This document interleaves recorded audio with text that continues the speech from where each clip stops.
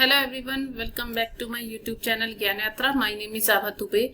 जैसा कि आप सभी लोग जानते हैं कि मैं आप लोगों के लिए टीजीटी मैथ्स की क्लास चला रही हूँ और जिसमें मेरा टॉपिक चल रहा है वो है त्रिकोणमिति। त्रिकोणमिति में अभी तक मैंने आप लोग के लेक्चर 4 तक के लेक्चर्स ले रखे हैं और अभी 2 लेक्चर्स और बचे हैं, लेक्चर 5 एंड लेक्चर 6। देन उसके बाद उससे रिलेटेड पीवाईक्यू को सॉल्व करवाएंगे जो कि लास्ट 10 ईयर्स में आए हुए हैं। तो आइए फिर स्टार्ट करते हैं लेक्चर 5 से रिलेटेड चीजें कि उसके आगे जितना भी लेक्चर 4 में पढ़ाया था उसके अलावा और भी क्या क्या चीजें हैं जो आपको जाननी इम्पोर्टेंट है ट्रिग्नोमेट्री में, जिससे कि आप अपना एग्जाम को क्वालिफाई कर सके। तो देखिए यहाँ पे जो नया टॉपिक आपका स्टार्ट हो रहा है वो है sine and cosine rule of half angle of a triangle. मतलब जितने भी आपके ज्या और कोज्या, ये होता है आपका ज्या और ये होता है आपका कोज्या। तो इन सभी लोगों के लिए आपको अर्धक कोण निकालने हैं, अर्ध कोण बोल सकते हैं इसे। इन सभी को निकालना है कि इसके लिए आपका क्या फॉर्मूला यूज होता है, ठीक है ना। देखिए इन सभी को जानने से पहले, जैसा कि हम लोगों को पता है कि किसी भी त्रिभुज के लिए उनके तीनों कोणों का योगफल 180 डिग्री होता है, ठीक है। अगर 180 डिग्री होता है इसका मतलब अगर हम इसको आधा आधा करेंगे मतलब या फिर डिवाइड करेंगे तो इसका मतलब इसे लिख सकते हैं 180/2, मतलब ये आपका आ गया 90 डिग्री। इसका मतलब a/2 b/2 और c/2 का जो सम है वो 90 डिग्री के बराबर है। अगर ये तीनों वैल्यू का सम 90 डिग्री के बराबर है, इसका मतलब ये हो गया कि ये तीनों ही वैल्यू 90 डिग्री से कम होंगी, है ना, क्योंकि तीनों का सम आपका 90 डिग्री दे रखा है। तो इसका मतलब तीनों ही वैल्यू जो है वो 90 से कम ही होंगी, तभी आपका सम 90 से कम आएगा, मतलब 90 के बराबर आएगा, ठीक है। अगर 90 से कम है इसका मतलब ये एंगल्स किस में बिलोंग करेंगे, फर्स्ट क्वाड्रेंट में, मतलब प्रथम चतुर्थांश में ये बिलोंग करेंगे। और फिर प्रथम चतुर्थांश की कंडीशन ये होती है कि उसमें सभी कोण जो होते हैं वो पॉजिटिव होते हैं, मतलब इसके भी सारे एंगल पॉजिटिव होंगे और जब सारे एंगल पॉजिटिव होंगे तो उसका अर्धक मतलब आधा भी पॉजिटिव ही होगा, ठीक है। अगर हम साइन की बात करते हैं, कोज्या निकालने की बात करते हैं, तो इसके लिए फॉर्मूला एक मैं बताऊंगी, बाकी आप उसी के थ्रू समझ जाएंगे कि इसका मीनिंग क्या हुआ, ठीक है ना।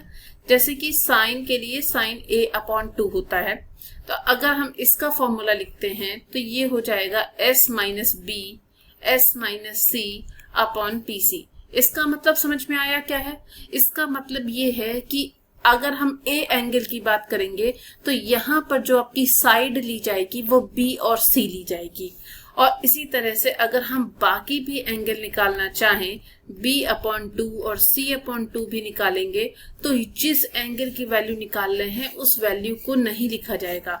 मतलब b लिखा है तो यहाँ पे हम s - c लिख सकते हैं और s - a लिख सकते हैं, लेकिन b नहीं लिखेंगे और नीचे ac हो जाएगा। ऐसे ही इसमें s - a s - b हो जाएगा और नीचे a भी हो जाएगा। इस तरह से हम ज्या की वैल्यू को निकाल सकते हैं। इसी फॉर्मूले से हम ज्या का फॉर्मूला निकाल सकते हैं। बाय चांस अगर किसी भी बच्चे को ये प्रॉब्लम होती है कि फॉर्मूला कहाँ से आया, तो उसका बहुत ही लंबा प्रोसेस है, इसलिए मैंने नहीं बताया। आप लोग से उतना लेंथी पूछा भी नहीं जाता है, सिर्फ नॉर्मली यही पूछा जाता है कि इसका फॉर्मूले पे बेस्ड क्वेश्चन आंसर क्या होते हैं, तो इसीलिए मैंने इन सारे फॉर्मूलों को यहाँ लिख दिया है। यही आपके इंपॉर्टेंट क्वेश्चंस हैं, इन सभी का आप स्क्रीनशॉट ले सकते हैं बिकॉज इनकी आपको जरूरत पड़ेगी। अगर हम इसके अलावा कॉस की बात करते हैं तो कॉस के लिए भी हम निकाल सकते हैं cos a/2, cos b/2 and cos c/2, ठीक है ना। तो अगर हम इसकी वैल्यू लिखेंगे तो ये होते हैं आपके कोज्या। तो इसका फॉर्मूला होता है s - a/bc। इससे ये पता लगता है कि इसमें बेस तो साइन a/2 की तरह ही रखा गया है bc, लेकिन जो इसकी वैल्यू है वो s - a, मतलब न्यूमरेटर का टर्म s - a है। और ऐसे ही अगर हम सभी की वैल्यूज को रखना चाहें तो ये हो जाएगा s - b अपॉन ac और ये हो जाएगा s - c अपॉन ab। अगर कोई आपसे पूछता है कि a यहाँ पे s क्या है, तो s होता है अर्ध परिमाप, जिसकी वैल्यू होती है कि तीनों संख्याओं का या तीनों जो भी आपकी भुजाएं दे रखी हैं उन सभी को जोड़कर उसको 2 से विभाजित कर देते हैं, तो ये आपकी s की वैल्यू आ जाती है। इसको हिंदी में हम अर्ध परिमाप कहते हैं और इंग्लिश में हम लोग इसे सेमी पेरीमीटर बोलते हैं, सेमी पेरीमीटर बोलते हैं। इसका नॉर्मली यूज जहां से स्टार्ट किया गया था वहां पर हम लोग इसका नॉर्मली यूज करते हैं हीरोन्स फॉर्मूला से, जो कि आप लोगों ने बचपन में किया होगा। अब देखिए यहाँ पर ध्यान से अगर हम देखते हैं तो यहाँ पर साइन a/2 भी है और यहाँ पे कॉस a/2 भी है। क्या हम इन सभी की हेल्प से tan निकाल सकते हैं? यस, निकाल सकते हैं। अगर हम tan a/2 निकालेंगे तो इसको हम क्या लिख सकते हैं? इसको हम लिख सकते हैं sin a/2 और cos a/2 को अगर हम डिवाइड कर देंगे तो हमें tan a/2 मिल जाएगा। अब देखो रूट में ही दोनों वैल्यू हैं तो इससे कोई फर्क नहीं पड़ेगा। अब इसमें से BC आपस में कैंसिल हो जाएगा तो साइन वाली वैल्यू लिखी जाएगी, तो यहाँ हो गया s minus B s minus C upon s minus A, और ये फॉर्मूला हो जाएगा tan a/2 का। With the help of this formula, with the help of cos a/2, sin a/2 से हमने tan a/2 निकाला है। इसी की तरह से आप sin b/2 and sin c/2 और cos b/2 cos c/2 को डिवाइड करके भी tan b/2 tan c/2 की वैल्यू फाइंड कर सकते हैं। बट अगर आप निकालना चाहे तो निकाल सकते हैं, वरना जब जरूरत पड़ेगी तो sin a/2 cos a/2 की वैल्यू पता है, दोनों को डिवाइड करके आप tan a/2 की वैल्यू निकाल सकते हैं। तो जैसा आपको सही लगे वैसा आप कर लीजिए, आपकी मर्जी है। तो ये कुछ फॉर्मूले हैं जिसको आप नोट कर लीजिए, इन सभी को आपको यूज करना है। जितने भी आपके कुछ क्वेश्चंस देखने को मिलेंगे ट्रिग्नोमेट्री से रिलेटेड, कोज्या और ज्या से रिलेटेड, तो उसमें आप इन सभी की हेल्प से क्वेश्चन को सॉल्व करेंगे। आइए लेकर चलते हैं किसी क्वेश्चन की तरफ जिसकी हेल्प से आप उस आंसर को फाइंड करेंगे, तो आपको आइडिया लग जाएगा कि किस तरह से क्वेश्चन आपको देखने को मिलते हैं। यहाँ लिखा हुआ है find a sine A in a triangle ABC। Side दे रखी है, ए दे रखा है आपके पास 125, बी की वैल्यू 123 और सी की वैल्यू लिखी है 62। देखो साइन ए की वैल्यू बतानी है, हम यहाँ पे अपॉन 2 लेकर चल रहे हैं, तो आपको शायद याद होगा अगर मैं यहाँ लिख दूं कि एक फॉर्मूला होता था साइन 2a का। साइन 2a का फॉर्मूला होता है 2 sin a cos a, है ना। लेकिन अगर हम साइन a की वैल्यू लेंगे ना तो जितना भी मतलब ये वैल्यू है ना वो तो लिखी जाएगी, लेकिन a नहीं लिखा जाएगा। इन सभी में a/2 और cos a/2 हो जाएगा। इसका मतलब साइन a की वैल्यू हमें फाइंड करनी है, तो हम इसकी जगह पे लिख सकते हैं 2 sin a/2 cos a/2, ठीक है ना। अब यहाँ पर अगर हम इसको रखते हैं, यहाँ से हमारे पास ABC दे रखा है। मैंने अभी बोला था कि सेमी पैरीमीटर निकाल रहे हैं, इसका मतलब S की वैल्यू निकालना बहुत जरूरी है क्योंकि इसकी जरूरत आपको पड़ेगी, ठीक है। तो ये होता है आपका फॉर्मूला। अगर हम इन सभी में इन सारी वैल्यूज को ऐड करके अपॉन 2 कर देंगे तो इससे हमारे पास में S की वैल्यू आ जाएगी, ठीक है। अब इसको जोड़ते हैं तो ये वैल्यू आ जाएगी 0 1 3 अपॉन 2, मतलब यहां से आपकी S की वैल्यू आ जाएगी 155, ठीक है ना। S की वैल्यू आ गई 155 और हमारे पास में जो साइन A की वैल्यू है, अभी मैंने आपको बताया कि आप साइन A को लिख सकते हैं 2 sin a/2 एंड मल्टीप्लाइड में हो जाएगा cos a/2, और दोनों की वैल्यू भी बताई है। साइन a/2 की वैल्यू थी s minus B s minus C upon BC, and इसके अलावा यहाँ पे cos वाली वैल्यू थी s minus a upon BC, है ना, ठीक है, यही वैल्यू थी। अब यहाँ पर अगर हम इस वैल्यू को रखते हैं तो देखो 2 हो गया और साथ में अंडर रूट में BC है, यहाँ पे अंडर रूट में BC है। इसका मतलब यहाँ पे हम सिर्फ BC लिख सकते हैं क्योंकि अंडर रूट हट जाएगा 2 बार स्क्वायर करने से, ठीक है। तो यहाँ पर सिर्फ आपके पास बच जाएगा s minus a s minus b और s माइनस सी, ये मल्टीप्लाई करना अभी आपको बचा हुआ है, ठीक है ना। अब इसको सॉल्व करते हैं तो ये आ जाएगा 2 अपॉन b। b की वैल्यू कितनी है बेटा, b की वैल्यू है 123 एंड c की वैल्यू है 62। यहाँ लिख लेते हैं 123 और 62। अब यहाँ अंडर रूट में सॉल्व कर लेते हैं वैल्यू। तो अभी इसकी s की वैल्यू आई है 155, है ना। यहाँ लिख लेते हैं 155, यहाँ पे हो जाएगा 155 माइनस 125, 155 माइनस 123 और 155 माइनस 62, ठीक है ना। यही तीन वैल्यू हैं, इसी को ही रखना था क्योंकि यहाँ पे लिखा हुआ था s, s minus a, s minus b और s माइनस c, ठीक है। अब इसको करते हैं सॉल्व। सॉल्व करने के बाद देखते हैं क्या बनता है इसका पेयर। देखो ये अगर चाहो तो अभी रहने दो, अच्छा बाद में काटते हैं इसे।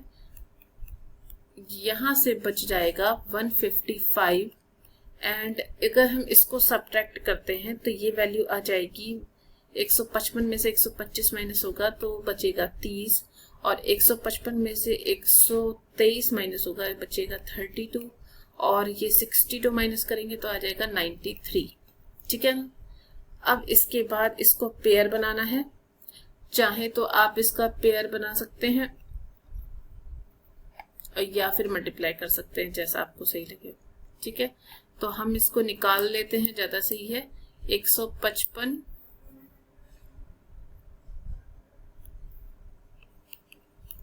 फिर उसके बाद 30 लिखा है, फिर 32 लिखा है और एक वैल्यू और थी, क्या थी वो, 693 थी, ठीक है ना। इसको सॉल्व करते हैं तो ये वैल्यू आ जाएगी 5 से करेंगे, 5 3 ज़ा 15, 31 आ गया। इसको भी करते हैं तो 3 से करेंगे तो ये हो गया 31। इसको करेंगे 2 से तो ये हो जाएगा 16, 8, 4, 2 और 1, ठीक है। ऐसे इसको करते हैं तो ये हो जाएगा 15, ये हो गया 5, ये हो गया 1, ठीक है ना। तो अब इसका पेयर अगर हम बनाते हैं तो पेयर के तौर पे ये बन जाएगा, देखो 31 यहाँ पे अगर हम लिखते हैं तो 31 से 31 हो गया। मतलब अगर हम पेयर बनाते हैं ना तो इसका पेयर बनने के बाद में डायरेक्टली हम लिखते हैं तो एक तो 31 मिलके एक आ गया 31, ठीक है ना। ये 5 और ये 5 मिलके एक 5 आ गया। फिर उसके बाद में ये 1 2, फिर ये 2, फिर एक और 3 2 हैं, 2 2 2, ठीक है। और यहाँ और इसको मिला के एक 3 हो गया। तो मतलब आपके पास बन जाएगा 31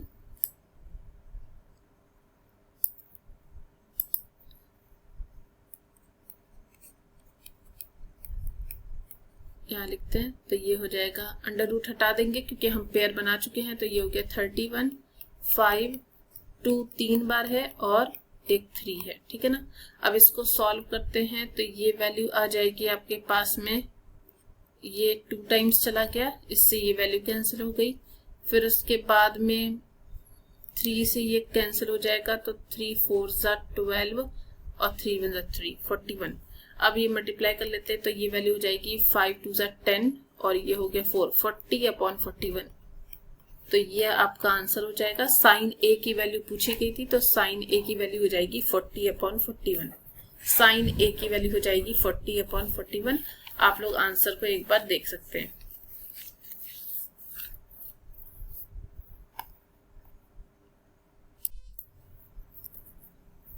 अब चलते हैं नेक्स्ट क्वेश्चन की तरफ।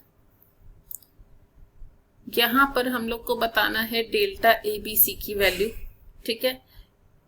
यहाँ पर दे रखा है एबीसी की वैल्यू पहले से दे रखी है 16, 24 और 20। साइन a/2 की वैल्यू बतानी है। देखिए अभी मैंने आप लोग को साइन a/2 का फॉर्मूला बताया था जो कि होता है s minus B s minus c/bc, है ना। तो यहाँ से पहले तो हमें s की वैल्यू निकालनी है। s की वैल्यू का फॉर्मूला था तीनों वैल्यूज को सम करके /2 कर देंगे। तो 16, 24 और 20 इन सभी को ऐड कर लेते हैं तो ये हो जाएगा 60, 60/2 मतलब हो गया 30। s की वैल्यू कितनी आ गई 30। अब देखिए फॉर्मूले के अकॉर्डिंग इसमें अगर हम वैल्यू को पुटअप करते हैं तो ये हो जाएगा 30 माइनस 24 फिर ये हो गया 30 माइनस 20 और डिवाइड में आ जाएगा 24 इंटू 20। ठीक है, सॉल्व करते हैं इसे तो ये हो जाएगा 6 एंड ये बच गया 10, यहाँ हो गया 24 और 20 कैंसिल करते हैं, ये 4 टाइम्स 0 से 0 कैंसिल हो गया, ये बच जाएगा 1/4 इंटू 2। देखो 4 इंटू 2 है, 1/4 का मतलब तो 2 होता है, तो सिर्फ 2√2 1/2√2 बच जाएगा एंड यही आपका आंसर हो जाएगा। ठीक है, तो इस तरह से इन क्वेश्चंस को सॉल्व किया जाता है। अब किसी को ये कंफ्यूजन नहीं होनी चाहिए कि 1/4 इंटू 2 से 2√2 कैसे आ गया। उसकी वजह ये है कि 1 का तो √1 ही होता है, 4 का √2 हो गया, लेकिन एक 2 का पेयर नहीं बना तो वो हमने अंडर में लिखा रहने दिया, इसलिए 1/2√2 आ गया।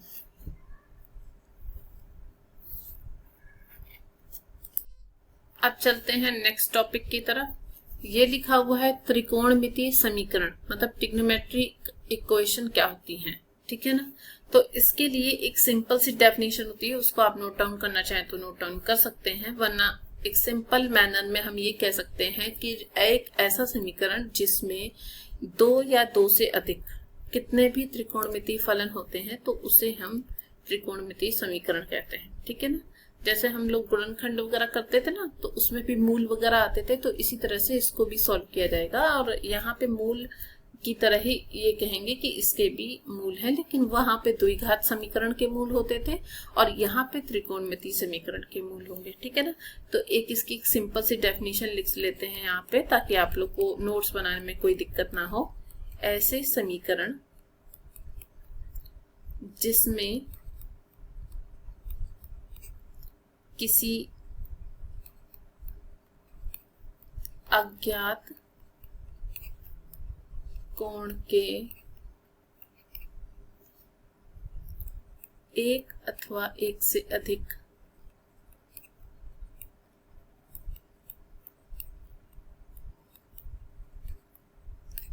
त्रिकोणमितीय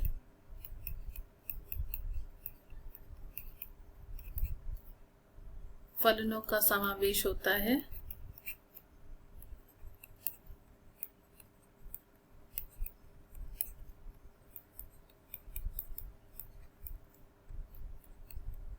त्रिकोणमितीय समीकरण कहलाते हैं।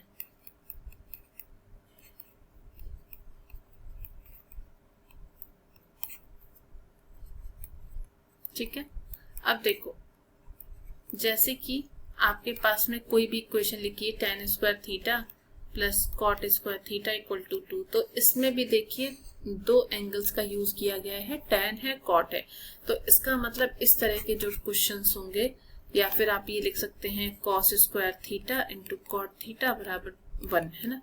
मतलब इस तरह के जो भी क्वेश्चन आएंगे ना जिसमें 2 एंगल्स होंगे तो इसको हम लोग त्रिकोणमितीय समीकरण कहेंगे। अगर एक सिंपल होता है, एक ही होता है उसमें कोण, तो वो त्रिकोणमितीय समीकरण नहीं कहा जाएगा, वो नॉर्मल समीकरण मतलब नॉर्मल त्रिकोणमितीय बोला जाएगा। लेकिन अगर जिसमें 2 या 2 से अधिक कोणों का समावेश होता है तो उसे हम त्रिकोणमितीय समीकरण कहेंगे। ठीक है, अब नेक्स्ट टॉपिक पे आते हैं। यहाँ लिखा है त्रिकोणमितीय समीकरण के मूल क्या होते हैं। तो जब हम लोगों ने क्वाड्रेटिक इक्वेशन पढ़ी थी द्विघात समीकरण, तो उसके मूल क्या होते थे कि जो भी वैल्यू उस समीकरण को सेटिस्फाई कर देती थी, तो सेटिस्फाई करने का मतलब ये हो गया कि LHS और RHS बराबर हो जाता है। ठीक है ना, तो उसे हम उस समीकरण का मूल कहते थे। तो ऐसे ही त्रिकोणमितीय समीकरण में भी होता है कि यदि किसी अज्ञात कोण के ऐसे मान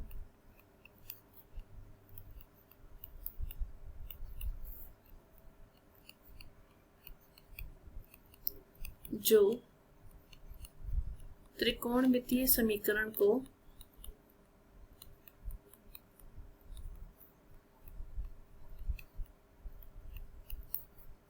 संतुष्ट करते हैं,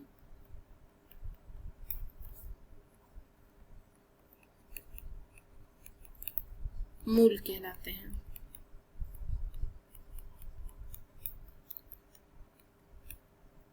अब वो तो तभी पॉसिबल है जब अगर हम किसी भी वैल्यू को रख के उसे सॉल्व करते हैं, अगर वो वैल्यू रखने से, कोई भी मान रखने से अगर LHS और RHS बराबर आ जाता है तो इसका मतलब ये हो गया कि वो आपका त्रिकोणमितीय समीकरण के मूल हैं। अगर वो समीकरण को सेटिस्फाई नहीं करता है तो वो त्रिकोणमितीय समीकरण के मूल नहीं होंगे। अगर किसी ने आपसे पूछा कि त्रिकोणमितीय समीकरण को किस किस मेथड से सॉल्व कर सकते हैं, तो यहाँ पे आप इनके मेथड लिख सकते हैं कि इनको सॉल्व करने के लिए दो मेथड यूज किए जाते हैं। एक तो हमारा होता है मुख्य हल और एक होता है हमारा व्यापक हल। ठीक है, ये इन दोनों की हेल्प से हम समीकरण को, त्रिकोणमितीय समीकरण को सॉल्व करते हैं। ठीक है, अगर हम यहाँ पर मुख्य हल को लेकर बात करते हैं कि इसका प्रिंसिपल सॉल्यूशन क्या होता है किसी भी त्रिकोणमितीय समीकरण का, तो इसमें हम ये कह सकते हैं कि अगर थीटा की वैल्यू 0 और 2 पाई के बीच में वेरी करती है तो ये जो इक्वेशन होगी वो उस इक्वेशन का मुख्य हल माना जाता है। ठीक है ना, लेकिन वो वैल्यू 0 और 2 पाई के बीच में ही बिलोंग करनी चाहिए, या फिर आप इसे लिख सकते हैं 0 से लेके और 360 डिग्री, क्योंकि 2 पाई 360 डिग्री के बराबर होता है। अगर इस बीच में वेरी कर रहा है तो वो आपका मुख्य हल हो जाएगा, वरना इसके अलावा अगर होगा तो वो आपका व्यापक हल हो जाता है। ठीक है ना, व्यापक हल के लिए बहुत सारी कंडीशन होती हैं। सामान्य हल लिख लो या व्यापक हल लिख लो, आपकी मर्जी। देखिए, इसके लिए भी ना बहुत सारी कंडीशन होती हैं, क्योंकि आपको साइन के लिए भी निकालना है, कॉस के लिए निकालना है, टैन के लिए निकालना है, उसके अपोजिट्स भी कभी कभी आपको देखने को मिलते हैं। ठीक है, तो इसके लिए अगर हम पहले साइन को लेके चलते हैं तो साइन थीटा की वैल्यू अगर हम 0 लेते हैं तो 0 का मतलब क्या हो गया कि इसकी वैल्यू 0 है, इसका मतलब 0 आपकी 0 पे होगी, या प्लस माइनस पाई के ऊपर हो सकती है, या प्लस माइनस 2 पाई पर वैल्यू 0 होती है, प्लस माइनस 3 पाई पर 0 होती है, ऐसे ही चलती रहती है। ठीक है, इसका मान हम ये कह सकते हैं कि थीटा का मान 0 तभी होगा जब थीटा का मान पाई का कोई गुणज होता है ना, 2, 3, 4 इसके फॉर्म में होता है तो वैल्यू आपकी 0 होती है। तो इसके लिए सिंपल सा एक जो आपका फॉर्म है वो लिखा जाता है थीटा इक्वल टू n पाई, क्योंकि पाई पाई पाई लगा हुआ है, लेकिन यहाँ पे 1 है, यहाँ 2, यहाँ 3, तो डायरेक्टली n पाई लिख दिया है। यहाँ पे अगर आप लिखना चाहें तो लिख सकते हैं कि यहाँ पे जो n है वो कोई इंटीजर है, जहाँ की वैल्यू आप चेंज कर सकते हैं 1, 2, 3, 4, इस तरह से ये बदलती रहती है। ठीक है, साइन थीटा के लिए ये चीज लिखी जाती है, कंपल्सरी मानी जाती है कि अगर आपसे कोई पूछे कि साइन थीटा की वैल्यू 0 है तो इसके लिए आप इसका व्यापक हल क्या लिखेंगे, तो थीटा इक्वल टू n पाई लिखेंगे, क्योंकि यहाँ पर जो पाई की वैल्यू है वो उस फॉर्म का गुणज होता जा रहा है, और हम ये लिख सकते हैं कि n की वैल्यू जो है वो इंटीजर के ऊपर डिपेंड करती है। ये तो वैल्यू हो गई जब आपके पास में लिखा है कि साइन थीटा की वैल्यू 0 है। अगर आपसे किसी ने कह दिया कि साइन थीटा की वैल्यू साइन अल्फा है, क्वेश्चंस आपको यहाँ से देखने को मिलते हैं। एक बार लिखा कि 0 है, एक बार लिखा कि साइन थीटा बराबर साइन अल्फा है, तब आप क्या करेंगे, तो यहाँ के लिए क्या होता है ना, यहाँ के लिए देखिए प्रोसेस करेंगे तो बहुत बड़ा पड़ेगा। इससे अच्छा है कि थीटा की वैल्यू लिखेंगे n पाई प्लस यहाँ हो जाएगा -1 की पावर n, और साथ में आ जाता है अल्फा, जहाँ पे n की वैल्यू होती है कोई इंटीजर। मतलब अगर हम अब इसकी वैल्यू से अगर हम अल्फा की वैल्यू सॉल्व कर लेते हैं, मतलब अल्फा की वैल्यू निकाल लेते हैं कोई भी एंगल, तो इस वाली इक्वेशन में जो ब्रैकेट में इक्वेशन है इसमें वैल्यू पुटअप करके आप इसका व्यापक हल, सामान्य सोल्यूशन निकाल सकते हैं।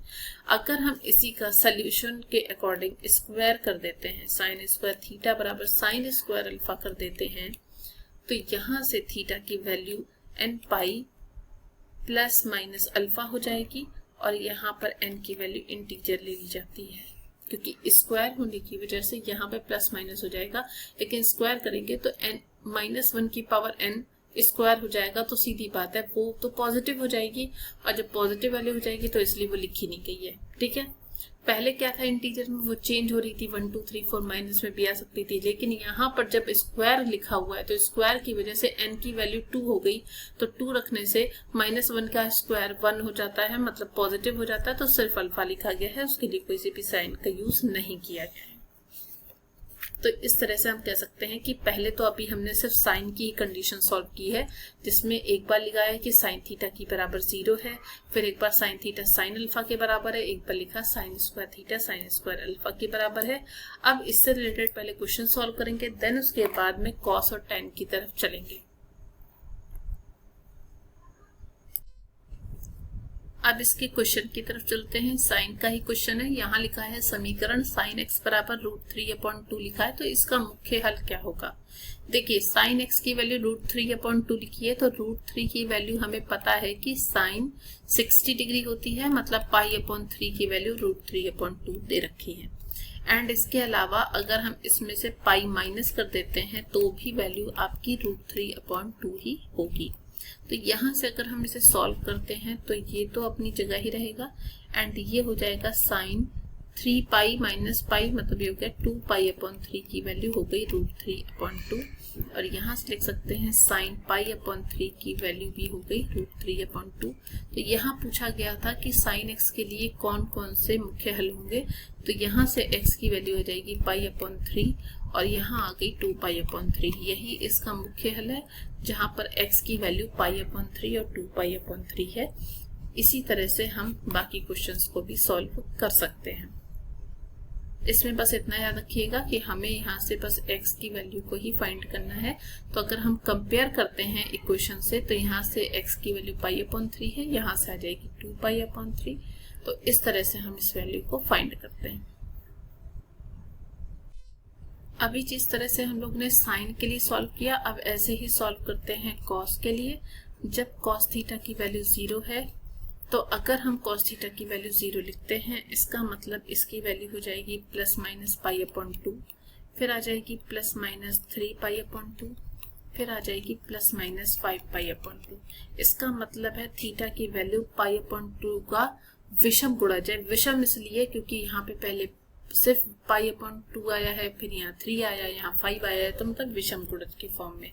तो मतलब यहाँ से थीटा की वैल्यू हम क्या लिख सकते हैं, ये आ जाएगी 2n+1 π/2, जहाँ पे n की वैल्यू भी कोई इंटीजर ही मानी जाती है।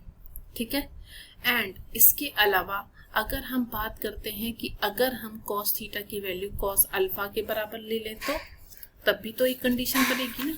तो यहाँ पे लिख लेते हैं कि अगर हम कॉस थीटा की वैल्यू कॉस अल्फा के बराबर ले लेते हैं, तब यहाँ पर जो आपकी थीटा की वैल्यू आएगी वो आपकी आ जाएगी 2nπ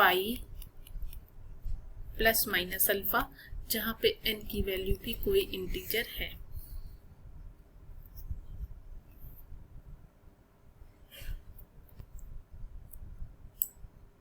एंड अगर आपसे ये कहा जाता है कि कॉस थीटा की वैल्यू को अगर हम स्क्वायर कर देते हैं, मीन्स कॉस स्क्वायर थीटा बराबर कॉस स्क्वायर अल्फा लिख देते हैं, तो इसमें भी कुछ ज़्यादा चेंज नहीं होगा। बस थीटा की वैल्यू जो है वो nπ ± अल्फा हो जाएगी, जहाँ n की वैल्यू भी कोई इंटीजर है।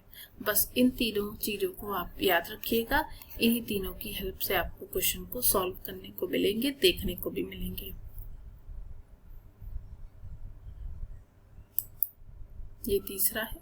यहाँ पे 2 थे। कॉस थीटा बराबर 0 लिया है, फिर एक बार कॉस थीटा बराबर कॉस अल्फा लिया है, उसके बाद में लिया है कॉस स्क्वायर थीटा बराबर कॉस स्क्वायर अल्फा। अब अगर हम इसके क्वेश्चन की बात करते हैं कि इसमें आपको किस तरह से क्वेश्चंस देखने को मिलते हैं, तो आइए फिर स्टार्ट करते हैं इसके क्वेश्चन को। यहाँ लिखा है cos x बराबर -1/2। देखो cos x की वैल्यू अगर -1/2 है, तो इसका मतलब ये हो गया cos x को लिखेंगे माइनस, और 1/2 बेटा वैल्यू होती है cos π/3 के। ठीक है।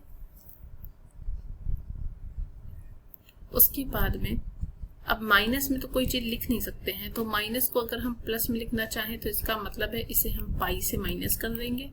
अगर हम इसे पाई से माइनस कर देंगे तो cos x की वैल्यू आ जाएगी cos 2π/3, मतलब x की वैल्यू आपके पास में आ गई 2π/3। आपसे पूछा गया था कि cos x की वैल्यू अगर cos अल्फा के बराबर है तो उसके लिए कंडीशन क्या होगी। तो एक बार हम पीछे चलते हैं। यहाँ लिखा है cos x की value cos theta cos alpha आपस में बराबर है, तो यहाँ पे हो जाएगा theta equal to 2nπ ± alpha. है ना। तो अब चलते हैं क्वेश्चन की तरफ। थीटा इक्वल टू हो जाएगा 2n पाई प्लस माइनस अल्फा, और अल्फा की वैल्यू हम लोगों ने निकाल ली 2π/3, तो यहाँ पे लिख लेंगे 2n pi plus minus 2π/3, and यही आपका फाइनल सोल्यूशन हो जाता है। यही आपका फाइनल सोल्यूशन हो जाता है।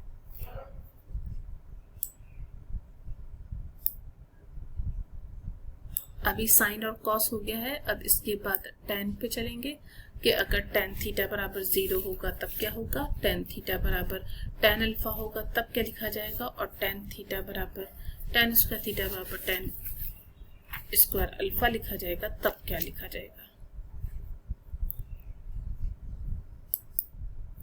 यहाँ पे लिखते हैं कि अगर आपके पास में tan थीटा की वैल्यू 0 है, इसका मतलब ये हो गया कि आपके पास जो थीटा की वैल्यू 0 मतलब 0 पे वैल्यू आ जाएगी, plus minus pi plus minus 2π, मतलब ये भी same as it is theta वाला जो साइन वाला पोर्शन था उसी की तरह से ये भी सॉल्व होगा। तो यहाँ से आपकी जो थीटा की वैल्यू हो जाएगी वो हो जाएगी nπ, जहाँ पर n की वैल्यू कोई भी इंटीजर ले सकते हैं। अगर हम इसका tan थीटा बराबर tan अल्फा लिख देते हैं ना, तो इससे हमारे पास में आ जाएगा tan थीटा बराबर tan अल्फा अगर है तो इसका मतलब ये हो गया थीटा की वैल्यू nπ प्लस अल्फा हो जाएगा, जहां पर n की वैल्यू भी कोई इंटीजर ही होगी। और अगर हम इसकी बात करते हैं, अगर हम इसके स्क्वायर को लेके चलते हैं tan square theta plus tan square alpha, तो वो भी सेम एज इट इज इसी की तरह ही लिखा जाएगा, बस उसमें भी प्लस माइनस अल्फा आ जाएगा। अगर हम tan स्क्वायर थीटा और tan स्क्वायर अल्फा लेके चलते हैं तो उसमें प्लस माइनस अल्फा आ जाता है। tan स्क्वायर थीटा बराबर tan स्क्वायर अल्फा लिखा हुआ है, तो इसका मतलब है थीटा की value nπ plus minus alpha हो जाएगी, जहां पे n की वैल्यू कोई इंटीजर को बिलोंग करती है।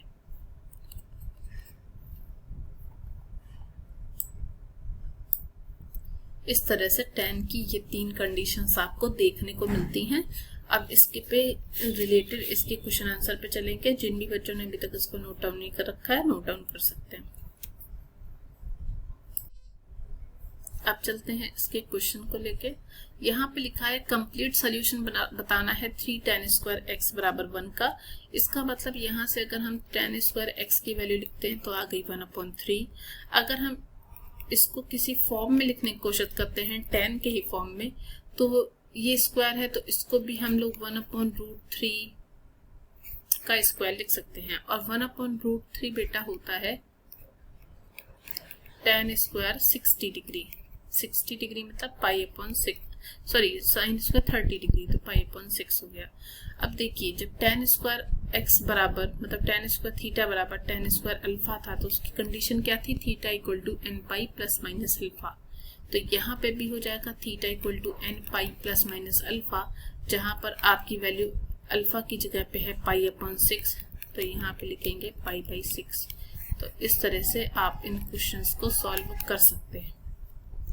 बहुत ही सिंपल क्वेश्चन है, बस थोड़ा सा समझने की प्रॉब्लम है। समझ जाएंगे क्वेश्चंस को तो उनका सोल्यूशन आप आसानी से निकाल सकते हैं। आई होप सो कि यहाँ तक आपको चीजें समझ में आ गई होगी। अब चलते हैं इसके नेक्स्ट क्वेश्चन की तरफ। ये थोड़ा सा इम्पोर्टेंट क्वेश्चन है, थोड़ा लेंदी भी लग सकता है आपको, लेकिन ये आपके लिए बहुत इंपॉर्टेंट है, इसलिए इस क्वेश्चन को सॉल्व करना बहुत जरूरी है।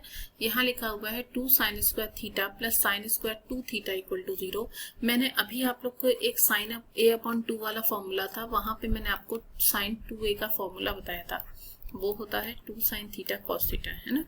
a होगा तो a में कन्वर्ट कर देंगे, थीटा है तो थीटा में। तो यहाँ पर हम लोग 2 sin स्क्वायर थीटा को ऐसे ही लिख सकते हैं, बट साइन स्क्वायर 2 थीटा की जगह पे 2 sin थीटा कॉस थीटा का होल स्क्वायर लिखेंगे, इक्वल टू 2 है। तो इसका मतलब ये हो जाएगा 2 sin स्क्वायर थीटा प्लस 4 sin square theta cos square theta equal to 2। अगर हम 2 कॉमन लेके सभी से कट कर देते हैं तो यहाँ बच जाएगा 2 सिर्फ sine square theta plus 2 sine square theta cos square theta equal to 2। यहाँ से 2 से 2 कैंसिल हो गया, तो हमारे पास बचेगा sine square theta plus 2 sine square theta cos square theta equal to 1। अगर 1 यहाँ पे अकेला है तो एक काम कर सकते हैं हम लोग कि इसको हम लोग इधर ले आते हैं अदर साइड में। तो अगर अदर साइड में आ जाएगा तो ये हो जाएगा 1 minus sign square theta. 1 minus sign square theta हो गया। 1 माइनस साइन स्क्वायर थीटा बेटा होता है कॉस स्क्वायर थीटा, तो ये हो जाएगा कॉस स्क्वायर थीटा।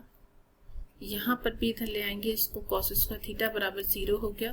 तो यहाँ पे कॉस स्क्वायर थीटा कॉमन कर लेते हैं तो ये हो जाएगा 2 साइन स्क्वायर थीटा माइनस 1 बराबर 0। इसका मतलब इसकी दो कंडीशन आपको देखने को मिलती है। देखिए यहाँ तक जो क्वेश्चन का सोल्यूशन है वो क्लास 10th की तरह से है, ठीक है ना। यहाँ पे आपको कुछ नया नहीं करना है, बट यहाँ से आपको स्टार्ट करना है। इसका मतलब cos square theta 2 sine square theta minus 1, इसकी दो कंडीशन हो गई। तो एक बार अगर हम लोग कॉस स्क्वायर थीटा बराबर 0 लेते हैं तो इसका मतलब ये हो गया यहाँ पर कॉस स्क्वायर थीटा बराबर 0 हो गया तो थीटा की वैल्यू आपकी हो जाएगी पाई अपॉन 2, क्योंकि पाई अपॉन 2 पे वैल्यू 0 होती है। यहाँ लिख देते हैं कॉस स्क्वायर पाई अपॉन 2, तो यहाँ पे वैल्यू आ गई पाई अपॉन 2। तो यहाँ पर जो आपकी थीटा की वैल्यू होती है वो होती है n pi plus minus alpha. तो यहाँ पे हो गया theta equal to n pi plus minus pi upon 2। अब अगर हम tan के लिए बात करते हैं तो tan के लिए नहीं, सॉरी क्या लिखा था, 2 साइन स्क्वायर थीटा माइनस 1। हाँ, तो 2 साइन स्क्वायर थीटा माइनस 1 बराबर 0 की बात करते हैं तो यहाँ से साइन स्क्वायर थीटा की वैल्यू हो गई 1/2। और 1/2 का मतलब बेटा होता है कि ये आपकी वैल्यू हो गई 30 डिग्री की, है ना। तो या फिर आप इसको चाहें तो किसी का स्क्वायर बना सकते हैं। अगर हम इसके स्क्वायर की बात करते हैं तो लिख सकते हैं साइन स्क्वायर थीटा बराबर 1/√2 का स्क्वायर, और 1/√2 बेटा होता है साइन 45 डिग्री का, मतलब पाई upon 4, sine square pi by 4। अब यहाँ पे हमारा जो फॉर्मूला यूज होता है वो होता है theta is equal to n pi plus minus alpha. तो यहाँ से हो जाएगा theta equal to n pi plus minus pi upon 4। तो इस तरह से आपके दो व्यापक मान देखने को मिलेंगे। एक आ जाएगा theta equal to n pi plus minus pi upon 2 and दूसरा आ जाएगा theta equal to n pi plus minus pi by 4। अब चलते हैं इसके एक नेक्स्ट क्वेश्चन की तरफ, और ये क्वेश्चन जो आपका है वो लिखा है जनरल सॉल्यूशन आपको बताना है tan 5 theta equal to cot 2 theta. देखिए इसमें पहली बात तो आपको ये जानना बहुत ज़रूरी है कि tan और cot का आपस में क्या रिलेशन होता है। तो अगर हम इसको लिखना चाहें तो लिख सकते हैं tan 5 theta equal to tan pi upon 2 minus 2 theta. मतलब अगर tan 90 में से 2 थीटा माइनस कर देते हैं तो हमारे पास cot 2 थीटा आ जाता है। अगर हम इसको और सॉल्व करते हैं तो हमें पता है tan थीटा बराबर tan अल्फा होता है, तो उसके लिए कंडीशन होती है theta equal to n pi plus alpha, ठीक है ना। तो यहाँ पर लिख सकते हैं कि अगर हमारे पास में tan थीटा और tan अल्फा आपस में बराबर हैं तो इसकी कंडीशन होती है कि एन पाई प्लस अल्फा होता है। लेकिन यहाँ पर आपका क्या लिखा है, थीटा तो है नहीं, यहाँ है 5 थीटा, तो यहाँ हो जाएगा n pi plus alpha, alpha की जगह पे हो गया पाई अपॉन 2 माइनस 2 थीटा। अब इसको अगर हम सॉल्व करते हैं तो ये सॉल्व होने पे आएगा 5 थीटा प्लस 2 थीटा, इधर लिख लेते हैं, तो ये हो जाएगा 2 n pi plus pi upon 2, ठीक है। ये हो गया 7 थीटा, तो यहाँ से अगर हम थीटा की वैल्यू निकालेंगे तो हो जाएगा 2 n pi plus pi upon 14, या फिर हम इसे लिख सकते हैं पाई कॉमन कर लेंगे तो ये हो जाएगा 2n प्लस 1 पाई अपॉन 14, और यही आपका आंसर हो जाएगा, ठीक है। तो इस तरह से इन सभी वैल्यूज को भी फाइंड किया जा सकता है। तो आज के लिए बस इतना ही रखिए, क्योंकि ये आप लोग को ज़्यादा आई थिंक कुछ नया लग रहा होगा देखने में, तो इसलिए अभी आप इतना ही देखिएगा। और जब हम कल क्लास लेंगे आपको तो इसका लास्ट जो टर्म बचेगा उसको डिस्कस करेंगे। देन उसके बाद उसकी नेक्स्ट क्लास में PYQ करवा के आपके ट्रिग्नोमेट्री का पोर्शन पूरा खत्म कर दिया जाएगा। आई होप सो कि इससे बाहर का कोई भी आपको क्वेश्चन देखने को नहीं मिलेगा। तो आज के लिए बस इतना ही रखिए, कल मिलेंगे एक नए क्लास के साथ। तब तक के लिए सभी को bye bye, take care. Like share and subscribe करना बिल्कुल मत भूलिएगा, ताकि भविष्य में आने वाले नोटिफिकेशन आपको सबसे पहले देखने को मिले। Thank you so much to all of you.